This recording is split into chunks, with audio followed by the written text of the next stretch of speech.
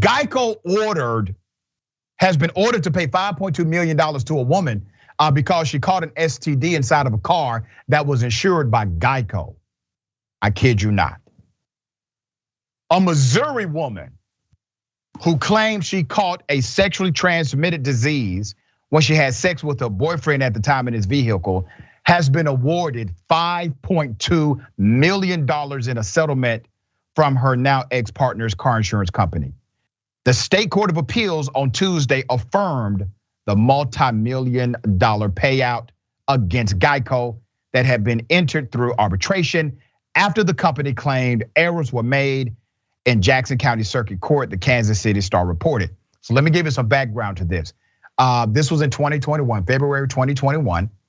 The woman, identified in court papers as MO, informed Geico of her intention to seek damages after she allegedly contracted HPV from her then beau in his car.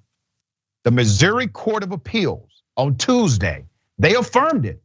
They affirmed the multi-million-dollar payout against Geico.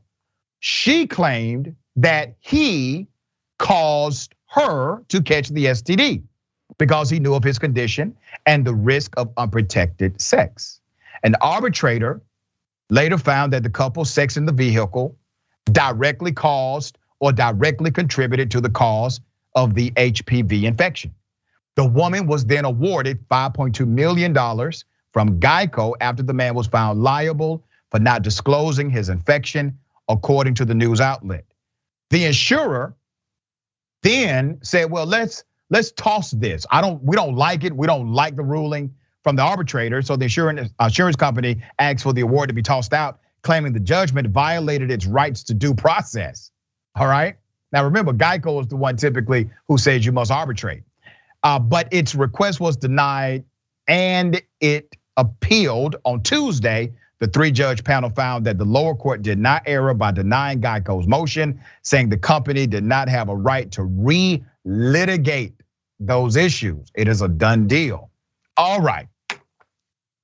When I saw this story, Adrienne, I said, the hell. I didn't even know this was possible.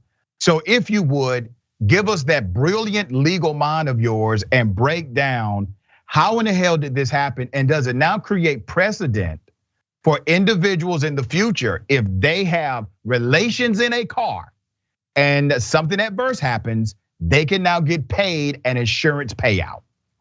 Okay, so I really, really like this case for several reasons. First of all, the lawyer who came up with the argument is just ingenious. Yes, generally when there is some kind of tort that goes on, you sue everybody and see what sticks to try to get your money. And the fact that they sued Geico, phenomenal. The thing is, as well, is as you noted, forcing people to arbitrate is generally in the favor of the company, the larger entity, which is why they push for arbitration. So Geico pushed for arbitration and they lost. I love that as well because maybe it'll make these large companies rethink those arbitration clauses because there are arbitrators out there who are not going to rule in their favor. Also, because unfortunately, people do assault other people. They know they have these STDs, yet they do not disclose them in advance. And as a result of that, they pass them on to others. That is an assault. So I love the fact that also she held this individual accountable for it. And this is gonna be a nice size payday for her. And it's also a way to hold these corporate America, big companies accountable for pushing people into arbitration.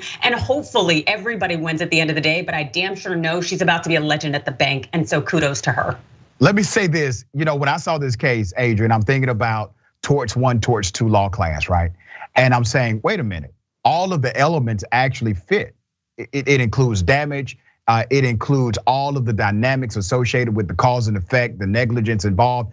Like everything here is provable, but I had never seen it used in this context. And just because we have never seen it used in a particular context does not mean it does not meet the elements of an adverse tort. So that's exactly what happened. Let me ask you a follow-up. Why do you think this attorney tried this in the first place?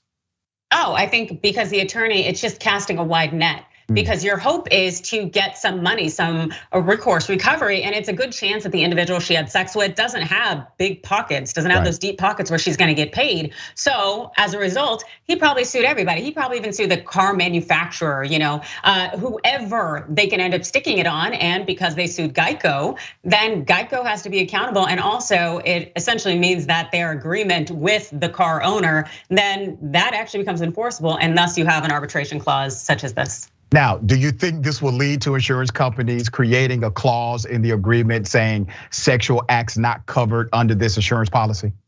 I wouldn't be surprised if they try to navigate around it, but the reality is that insurance law, it's its own beast. And so if you do have someone committing an assault in their car, with their car, by way of their car, it's difficult for these insurance companies to work around that, because if I were a litigant, I would push to hold the car company liable, because that's what insurance is for. So let's go ahead and fight this. So hopefully the result of this will be less arbitration. Yeah, you're right. And here's the thing, if you have an STD and you know it and you don't disclose it, that is assault, period.